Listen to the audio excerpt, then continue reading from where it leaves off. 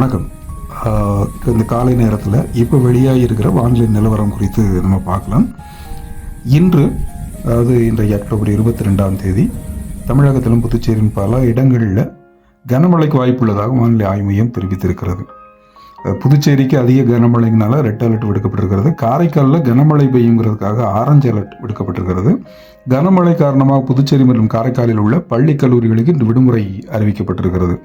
தமிழ்நாட்டிலும் பல பள்ளி கல்லூரிகளுக்கு இன்று விடுமுறை அறிவிக்கப்பட்டுள்ளது. இதன்படி செங்கல்பட்டு, கடலூர், விழுப்புரம், தஞ்சாவூர், கள்ளக்குறிச்சி, மயிலாடுதுறை, திருவாரூர் இந்த மாவட்டங்களில் பள்ளி கல்லூரிகளுக்கு இன்று அதாவது அக்டோபர் 22ஆம் தேதி விடுமுறை அறிவிக்கப்பட்டுள்ளது.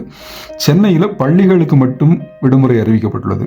பல மாவட்டங்களிலையும் கனமழை கொட்டி தீர்த்து வருவதால் அடுத்தடுத்து பள்ளிகளுக்கு விடுமுறை குறித்த அறிவிப்பு இன்னும் சற்று நேரத்தில் வெளியாகும் அப்படிங்கிற மாதிரி தெரிகிறது. இன்று பெரிய கனமழை இருக்கும் அப்படிங்கிற மாதிரியான அறிவிப்புகள் இருக்குது. அது குறித்து நம்ம பார்க்கலாம். எந்தெந்த மாவட்டங்களில் அப்படின்னு பார்க்கலாம். சென்னை, செங்கல்பட்டு, காஞ்சிபுரம், விழுப்புரம், கள்ளக்குறிச்சி உள்ளிட்ட மாவட்டங்களில் இன்றும் மழைக்கு வாய்ப்பு இருக்கிறது.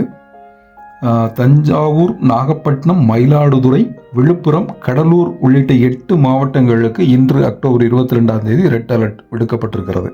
பள்ளி கல்லூரிகளுக்கான விடுமுறை எங்கெங்கன்னு பார்த்துருவோமா? மீண்டும் ஒரு முறை பள்ளி கல்லூரிகளுக்கு விடுமுறை தஞ்சாவூர், விழுப்புரம், கள்ளக்குறிச்சி, கடலூர், செங்கல்பட்டு, திருவள்ளூர், திருவாரூர், மயிலாடுதுறை, ராணிப்பேட்டை இந்த மாவட்டங்கள் எல்லாம் பள்ளி கல்லூரிகளுக்கு விடுமுறை. சென்னையில் பள்ளிகளுக்கு மட்டும் விடுமுறை. இது மாதிரி புதுச்சேரி, காரைக்காலில் பள்ளி கல்லூரிகளுக்கு விடுமுறை விடப்பட்டிருக்கிறது. ரெட் அலர்ட் விடுக்கப்பட்டிருக்கிறதெல்லாம் நம்ம பார்த்துட்டோம் ஏற்கனவே.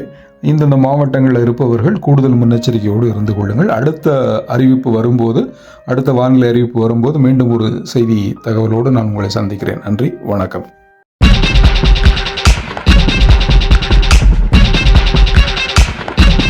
Take like it.